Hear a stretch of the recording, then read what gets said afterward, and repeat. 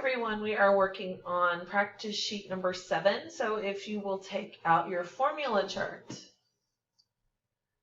because the first problem we have has to do with area of a triangle. Hopefully everybody is getting better at this. I feel like I'm seeing some improvement.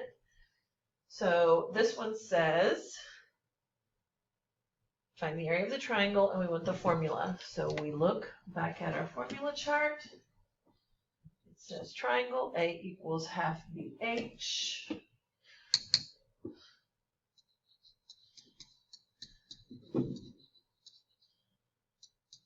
And then half BH, half BH.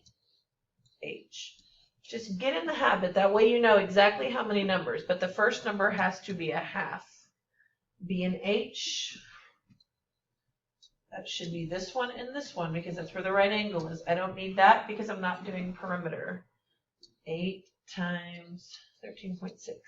So you can either multiply these two and then divide by 2, or you can start by doing half of 8 and then multiply by 13.6. I know which one I think is easier. And then over here, whatever you get, just to be nice and fancy, that's how we do our units. It should be inches squared. Okay. 2 and 3. We've been doing these over and over. I hope you're listening. You do 8 times 4, whatever that number is, plus 3. Texas. 8 times 4 plus 3, that goes on top. Then 8 goes on bottom. Okay? So pause the video and make sure you get that one done. Number 3, again, I'm not going to do this one for you, but hopefully we know we divide. So if I was doing 23 over 5, I would divide. This is just an example. It's not this one up here. So just watch what I'm doing, and you're going to do that over here. We divide. You know we are going to get our first number as a 4. 4 times 5, which is 20. So there's no other numbers here. So 3, I have a remainder. That goes on top. So I want a mixed number. That means I need a fraction. This 3 goes on top. So whatever you have left goes on top, and the denominator stays the same, just like it did here. Okay. Guys, number 4, I really like this problem. Most of y'all are pretty good, but I did word it a little different, so I'm going to kind of cover it a little better. Make sure you are writing with pencil. Number 4 says, because we're going to be doing some erasing, a jar contains 120 lemon and strawberry candies in it. Okay, so we have 2 types of candies in a jar. The ratio of strawberry to lemon is 5 to 3. So strawberry to lemon is 5 to 3. How many candies will be lemon? So in the jar, how many will be lemon? So together, we know we have 120. It's not 120 lemon. It's 120 lemon and strawberry. So we need, this is a total. That means I need a total, right? But my question says how many candies will be lemon. So that tells me that my X is here. But this number doesn't represent strawberries. This number represents both. This represents a total. So since that's the other number that I have, this has to change. Whoops, that's not the eraser. This has to change to total. 5 isn't the total. Okay? My ratio. This gives me the ratio. There are 8 total candies in that ratio. 3 to 5, I add 3 plus 5. Okay? I can't put strawberries here because I don't know strawberries here. I know a total. Okay? Number 5. What 2 reasons must you identify on a graph to be proportional? I'm not going to tell you this. You don't have to write using complete sentences, but go back in your journal. We wrote it. We circled it. What 2 reasons must you identify for a graph to be proportional? Put those there. Number 6, you're going to do this. Again, I can tell some of us are getting better, some of us are not, because some of us just put our numbers anywhere, okay? 0.2, remember I move it once, move that once, go on and put it up here, and you should have a digit, a digit, a digit, and another digit here. That's how it should be, okay? I would say this could be an X, but we know 2 goes into 2, so we can put that. Number 7. You're going to take care of this, but I'm going to read it. Katie bought 5 cans of formula for her baby that cost $6.89. It should be $6.89 each. If Katie pays with 2 $20 bills, how much change will she receive back? So remember, this is change.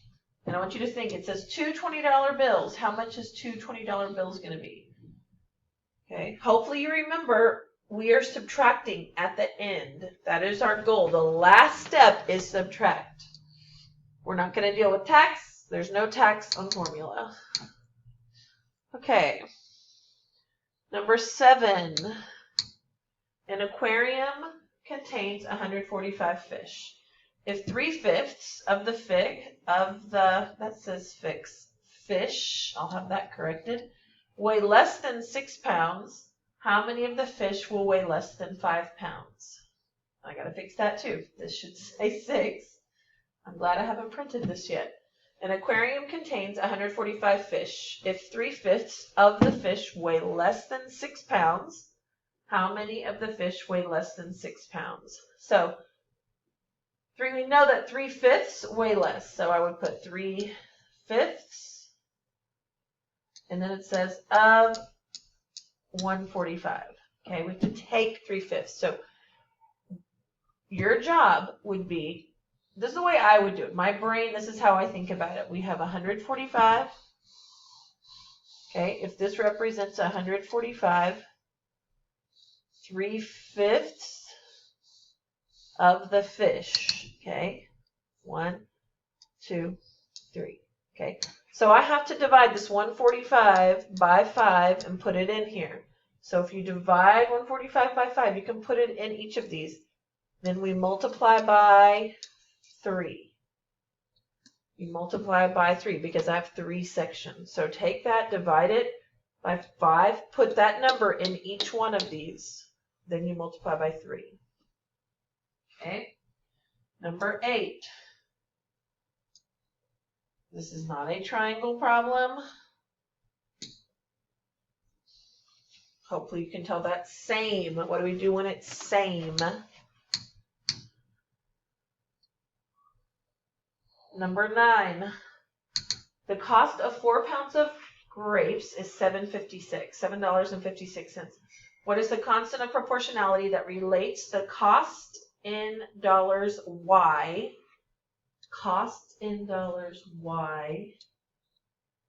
to the number of pounds of grapes X? Pounds of grapes is X. So we've just started working on this in the last week. Constant of proportionality, right here, guys. K equals Y over X. We are looking for K. K. K equals Y over X. Y is 756. X is 4. How do I know that? Because it says it in the problem. Cost in dollars is Y. Pounds of grapes X. If this was a test, you should write this on the sheet of paper that you have that's separate. Okay? Now your job, of course, is to divide that number. That will give you the constant of proportionality. Okay. Number 10. This is what you really enjoyed last week. You thought it was super easy. I made it a tiny bit more challenging, but I did not make you have to deal with negatives. Fill in the missing sections in the table if the table represents this equation. So I kind of gave you some examples. We did an X and got out a Y. 3 times -1, -3 plus 4. That would be different, subtract. I get 1 because it's more positive. 3 times 0 is 0 plus 4 is 4. Your job is to fill in the next one. Okay? So you're going to plug in 3. Follow that pattern, but you're going to use 3. Plug right here. I guess I need my pen. -1, that's where the x is. 0 is where the x is. Okay, you do that for 3.